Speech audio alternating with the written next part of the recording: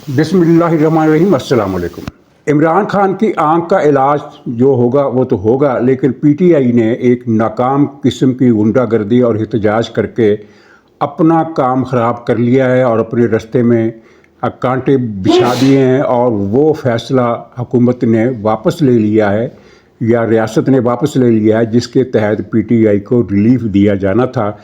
एक तो हम इस बारे में बात करेंगे और फिर मरीम नवाज़ के मियाँ वाली के जलसे के हवाले से और उनके एक फ़िक्रे के हवाले से थोड़ी वजाहत और एक दिलचस्प सूरत हाल उसका ज़िक्र करना है। फिर बांग्लादेश के अहवाल, जहाँ जमात इस्लामी के लोगों के घरों पर और उनके मकानों और दुकानों पर हमले हो रहे हैं और उनको आग लगाई जा रही है और कारकुनों को छुरे घोंपे जा रहे हैं, ये क्या चक्कर है। और फिर अमेरिका की तरफ से ईरान के ख़िलाफ़ एक लंबे हमले की तैयारी की गई है। 2 जहाज़ अमेरिका के मज़ीद पहुँच रहे हैं, एक तो रवाना हो गया और एक रवाना होने वाला है। और इन तैयारों में भी मिज़ाइलों और बमबार तैयारों की बहुत बड़ी तादाद मौजूद है।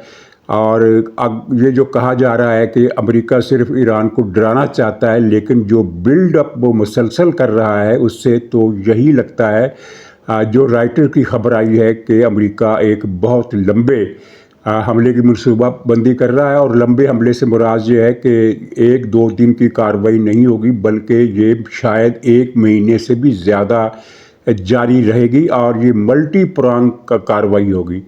ये 3 मौज़ूआत हैं और ज़िमनी तौर पर इसमें हम पाकिस्तान की सूरत हाल का जिक्र करते हुए ये भी इस पर भी तबसरा किया जाएगा कि ये जो इमरान खान की तरफ से एक किस्म की रहम की अपील दायर की गई है, इसका मकसद क्या हो सकता है।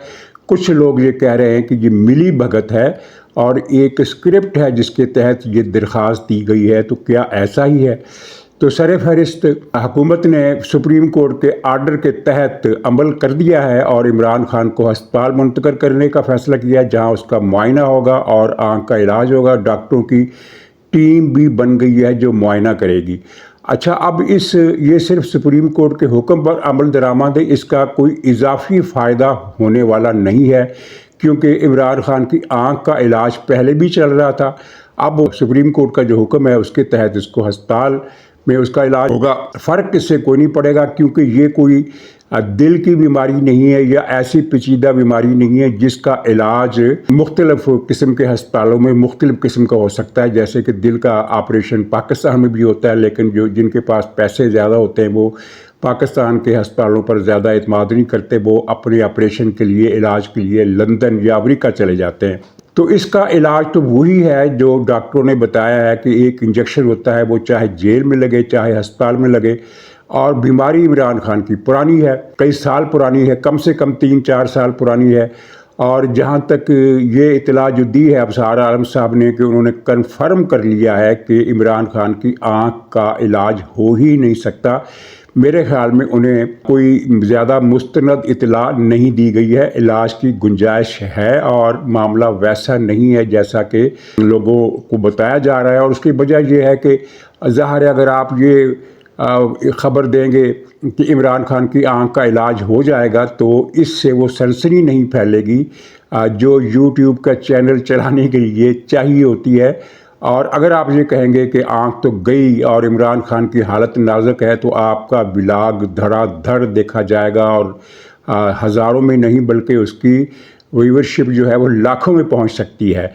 तो चलिए, ये एक सुप्रीम कोर्ट के हुक्म पर अमल दरामद हो गया और पीटीआई ने जो शोर मचाया हुआ था कि सुप्रीम कोर्ट की तरफ से तहरीरी आर्डर क्यों नहीं आया, भाई वो जो शार्ट आर्डर था वो ही काफ़ी होता है, उसके बाद किसी तफसीली फ़ैसले की ज़रूरत नहीं होती। ये कोई वो ऐसा केस तो नहीं है कि जिसके ख़िलाफ़ किसी ने रिट दायर करनी है और वो तफसील फ़ैसला पढ़कर उसके अंदर सुकम तलाश करेगा और फिर वो रिट दायर करेगा। ये तो सुप्रीम कोर्ट का एक आर्डर था, जैसे आर्डर होता है कि फ़लाँ को ज़मानत पर रिहा कर दो, तो क्या उसका तफसीली फ़ैसले का इंतज़ार किया जाता है। रिटन आर्डर, एक आर्डर शार्ट आर्डर आ गया, वो काफ़ी था। पीटीआई ने एक चूँकि मजलूमियत कार्ड खेलने के लिए हर तरह का झूठ बोलना होता है, तो उन्होंने ये झूठ बोला और इमरान खान की आँख को एक ऐसा बहरान बनाने की कोशिश की जो बहरहाल बन नहीं सका। अगरचे ये है कि इससे एक सोशल मीडिया की हद तक शोर मच गया, میں اتفاق سے پچھلے دنوں میں 2-3 مقامات پر مجھے جانا پڑا. ایک تو شادی کی تقریب تھی اور ایک دو جو گیٹ ٹوگیدر قسم کے فنکشن تھے، تو وہاں اکثریت نوجوانوں کی تھی اور بالکل ان اجتماعات میں عمران خان کے بارے میں کوئی بات ہی نہیں ہوئی. دوسرے موضوعات پر بات ہوتی رہی، ہر طرح کے موضوعات پر، بسنت سے لے کر مریم نواز کے میاں والی کے جلسے تک ہر موضوع پر بات ہوئی. عمران خان کی آنکھ کے حوالے سے سرسری ذکر ہوا، اور جس سے آپ یہ اندازہ کر سکتے ہیں کہ یہ سارا طوفان، آنکھ کا جو طوفان ہے، یہ سوشل میڈیا کا طوفان ہے. عوامی سطح پر اس کا کوئی طوفان نہیں ہے. لیکن اب پی ٹی آئی نے غلطی کیا کی، انہوں نے سڑکیں بند کرنے کی کال دے دی اور کہا کہ پورے ملک میں 100 مقامات پر سڑکیں بند کی جائے. پہلے یہ کہا گیا تھا کہ ہر شہر میں، ہر تحصیل میں سڑکیں بند کی جائے، پھر 100 مقامات پر. لیکن سندھ، پنجاب، بلوچستان میں تو کوئی جون تک نہیں کسی سڑک پر رنگی. لیکن پختونخوا صوبے میں 3-4 مقامات پر انہوں نے سڑکیں بلاک کرنے کی کوشش کی. ایک شاہراہ ریشم پر وہ ناکام ہو گئی، ایک ڈیرہ اسماعیل خان میں وہاں ان کی اپنی حکومت کی پولیس نے لاٹھی چارج کر کے ان کو بھگا دیا. اور تیسرا جو مقام تھا جہاں قدرے ان کی گیدرنگ زیادہ تھی، یعنی کچھ 100-150 آدمی تھے، وہ تھا ثوابی انٹرچینج جہاں موٹر وے پنجاب کو ملاتی ہے پختونخوا سے. تو وہاں ایک بڑا دردناک سانحہ بھی پیش آیا. ٹریفک بلاک کر دی، لوگ زیادہ نہیں تھے لیکن انہوں نے پتھر بڑے بڑے رکھ کر سڑک بند کی ہوئی تھی. اور ایک ایمبولینس 3 گھنٹے تک وہاں پھنسی رہی، اور 3 گھنٹے جب پورے ہوئے تو وہ خاتون جس کا نام انور بیگم تھا وہ انتقال کر گئی، وفات پا گئی. یعنی کہ پی ٹی آئی کے کارکنوں نے دوسرے معنوں میں اسے قتل کر دیا. اور ان کی انسانیت سوزی دیکھیے، ان کی درندگی دیکھیے، اور ان کا غیر انسانی پن دیکھیے کہ جب خاتون کے شوہر اور بیٹے نے باہر آ کر رونا پیٹنا مچایا کہ ہماری امی یا میری بیوی مر گئی ہے اس وجہ سے، تو پی ٹی آئی کے کارکنوں نے ان دونوں کو مار مار کر ان کے سر پھاڑ دیے. یعنی ان کی ایک لڑکے کی ماں اور ایک آدمی کی بیوی ایمبولینس میں فوت ہو گئی ہے، تو بجائے اس سے ہمدردی کرنے کے یا افسوس کرنے کے یا شرمندہ ہونے کے، ان دونوں باپ بیٹوں کو مار مار کر انہوں نے زخمی کر دیا، بہیمانہ تشدد کیا، ان کے سر پھوڑ دیے، وہ لہو لہان کر دیا ان کو. اور یہ پھر حالت ہے. اور اس حالت کو دیکھنے والے وہاں سینکڑوں افراد موجود تھے کیونکہ سڑک بلاک تھی، ٹریفک بند تھی. اور اس کے بعد پھر وہاں لوگوں نے پی ٹی آئی کی مذمت کی اور کہا کہ یہ کس طرح کے لوگ ہیں، کتنے درندے ہیں، یہ کتنے غیر انسانی مخلوق اس صوبے پر مسلط ہو گئی ہے. اور اس کا رد عمل جو ہے وہ پورے علاقے میں بڑا شدید پایا جاتا ہے. لیکن اس سے بھی بڑھ کر یہ طے ہوا ہے کہ اس پی ٹی آئی کو جو سہولتیں دینے کا ایک فیصلہ ہوا تھا ایک قومی مفاہمت کے تحت، اور یہ بتانے کی ضرورت نہیں ہے کہ اس میں عمران خان کی رہائی شامل نہیں ہے، باقی معاملات میں ان کو پیکج سہولیات دینے کا فیصلہ ہوا تھا، اور کچھ عمران خان کو بھی جیل کے اندر. لیکن اب ان کی اس کارروائی کے بعد خاص طور پر جو انہوں نے شاہراہ ریشم بند کرنے کی کوشش کی اور سی پیک کو بھی بند کرنے کی کوشش کی جو ناکام رہی، تو اس کے بعد یہ فیصلہ ہوا ہے کہ ان کے ساتھ وہی ہاتھ رکھا جائے گا جو اب تک رکھا جاتا رہا ہے. اور پھر آپ نے دیکھا ہوگا کہ ان کے ساتھ کچھ سختی ہونا شروع ہو بھی گئی ہے. ویسے آپ ان کا سوشل میڈیا دیکھیں تو آپ کی بھی ہنسی نکل جائے گی. کچھ اس طرح کے اطلاعات یہ ان کے تھم نیلز پر اور ان کے ٹویٹر پر کہ پی ٹی آئی کے ورکروں نے آدھا ملک جام کر دیا. بھئی آدھا ملک کیا، پختونخوا کا مل ملا کر ایک ڈویژن بھی نہیں بنتا، ایک ضلع بھی نہیں بنتا. 3 مقامات پر انہوں نے کل کارروائیاں کی ہیں جن کی تفصیل میں نے بتا دی. اور ادھر ایک درخواست زیر بحث بن گئی ہے جو سلمان صفدر اور خالد یوسف صاحب ہیں کوئی، ان کی طرف سے دائر کی گئی ہے. اور اس درخواست میں کہا گیا، اسلام آباد ہائی کورٹ میں یہ رٹ دائر ہوئی ہے، اس میں کہا گیا ہے کہ عمران خان کی عمر 73 سال ہے اور وہ آنکھ کی بیماری انہیں لاحق ہے، تو اس لیے طبی بنیادوں پر انہیں ضمانت پر رہا کر دیا جائے. یہ درخواست دائر ہوئی ہے. اچھا، اب اس درخواست کا سیدھا سادہ مطلب یہ ہے کہ عمران خان رحم کی اپیل کر رہا ہے. یہ درخواست کسی اور آدمی نے دائر کی ہوتی یا کسی ایون پی ٹی آئی کے عہدے دار نے بھی دائر کی ہوتی تو یہ کہا جا سکتا تھا کہ بھئی یہ تو کسی نے اپنے طور پر ازراہ ترحم یہ درخواست دائر کر دی ہے. لیکن یہ درخواست دائر کرنے والے ہیں سلمان صفدر جو عمران خان کے وکیل ہے اور عمران خان سے مل کر آئے. اس کا مطلب یہ ہے کہ یہ درخواست دراصل عمران خان نے خود دائر کی ہے۔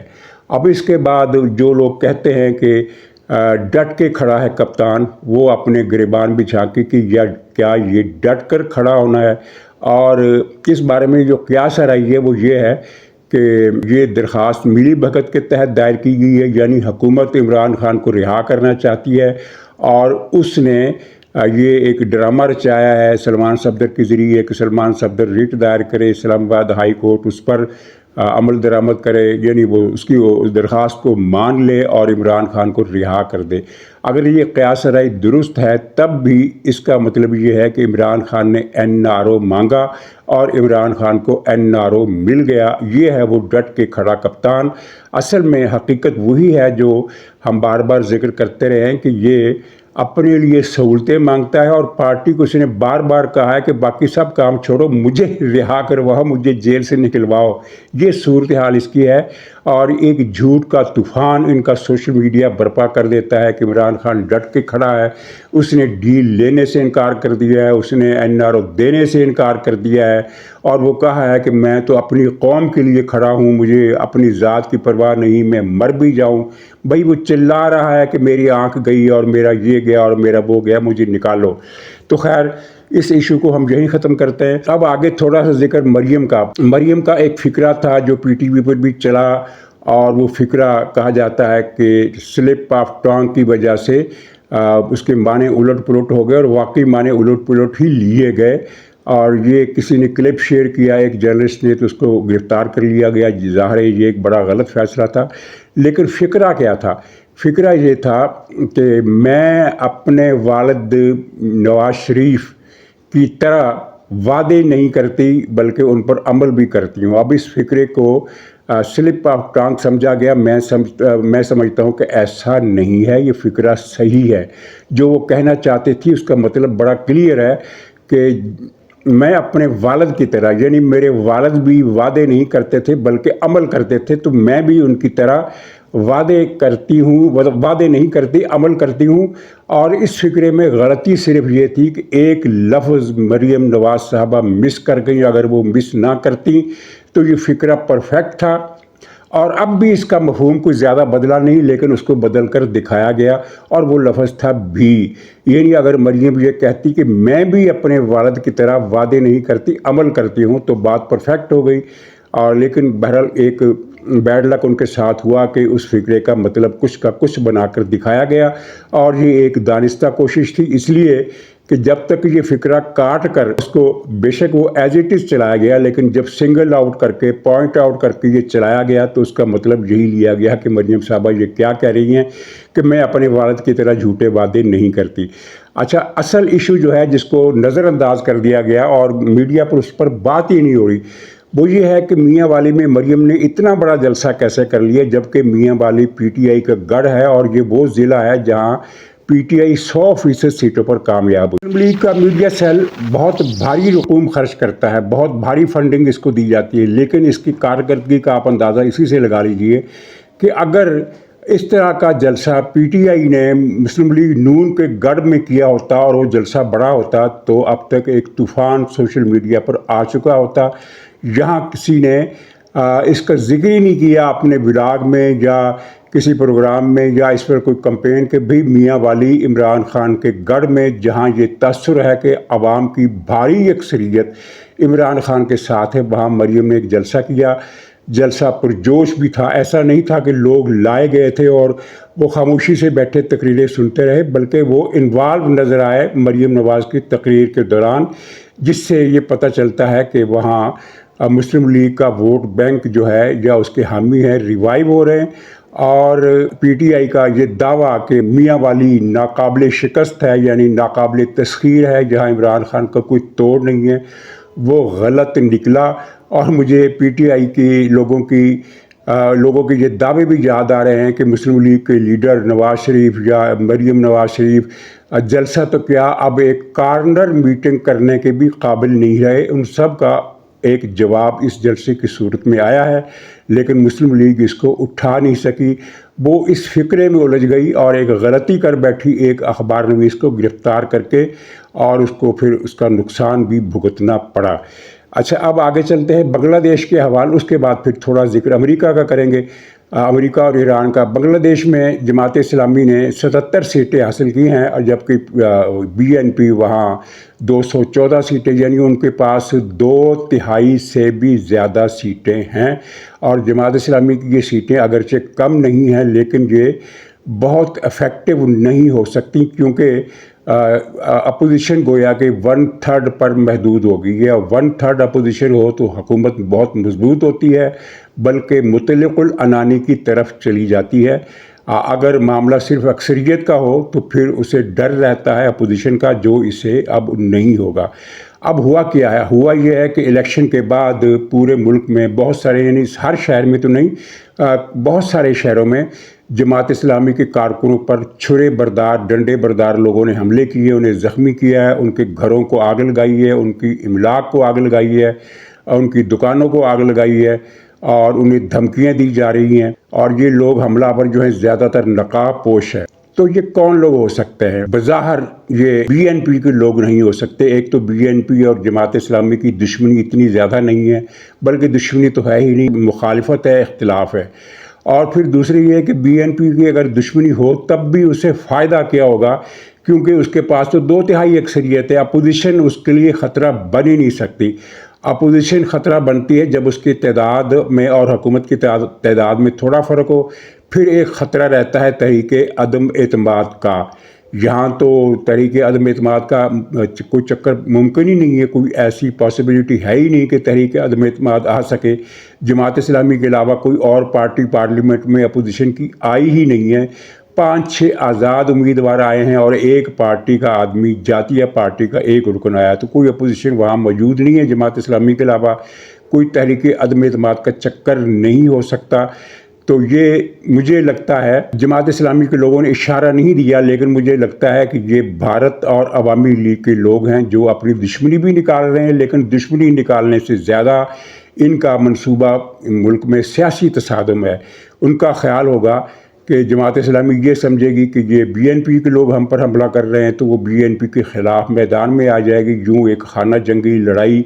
क्योंकि जमात इस्लामी स्ट्रीट पावर के लिहाज से बांग्लादेश की सबसे बड़ी ताकत है, चाहे उसके पास वोटर उतने नहीं हैं, लेकिन वोटर इतने कम भी नहीं है। जो नताइज सामने आए वो बड़ा चौंका देने वाले हैं। मुझे है कि जमात इस्लामी के कम से कम 50 उम्मीदवार ऐसे हैं जो 4-4, 5-5 हज़ार वोटों की तादाद से जीते हैं। यानी उसने अगर 1 लाख वोट लिया है तो उन्होंने 95,000 वोट लिया। उन्होंने अगर 85,000 वोट लिए हैं जीतने वाले ने, तो इन्होंने 80,000 वोट लिए हैं।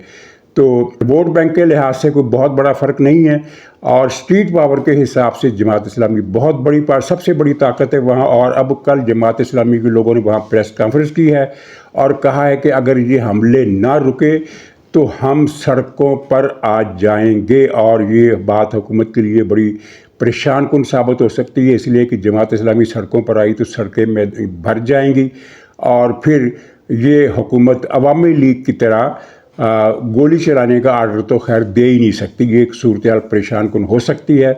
और मुझे तो बहुत ही ज़्यादा कवी किस्म का ये शुबा है, बल्कि यकीन है कि ये इंडिया इसके पीछे है, जो बांग्लादेश में अब इस तरह अनारकी पैदा करना चाहता है। और मुझे एक बात और भी लगती है कि एजिटेशन जमात इस्लामी के अलावा भी हो सकता है, क्योंकि ये जो मुतलक़न अनान अक्सरियत इनको मिल गई है, ये बांग्लादेश के अवाम को ज़्यादा हज़म नहीं होगी। और जमात का ये दावा भी है कि उसके कोई 15 के करीब उम्मीदवार धांधली से हराए गए हैं। यानी बहुत बड़े पैमाने पर धांधली नहीं हुई है, 15 सीटों पर बेज़ाब्तगी हुई है, वहाँ दोबारा गिनती कराई जाए। और अगर फ़र्ज़ कीजिए दोबारा गिनती कराई जाती है और चलिए 15 की 15 सीटों पर भी जमात इस्लामी जीत जाती है, फ़र्ज़ कीजिए, अभी तो इसके इम्कानात कम ही नज़र आते हैं, लेकिन फ़र्ज़ कीजिए जीत जाती है, तब भी कोई बहुत बड़ा फ़र्क तो नहीं आएगा, सिवाय इसके कि जमात इस्लामी की सीटें 78 से बढ़कर 98 हो जाएंगी, 95 हो जाएंगी, इससे ज़्यादा तो नहीं होगी। और गोया के अवामी अपनी बीएनपी की 2/3 अक्सरियत तो बरकरार रहेगी।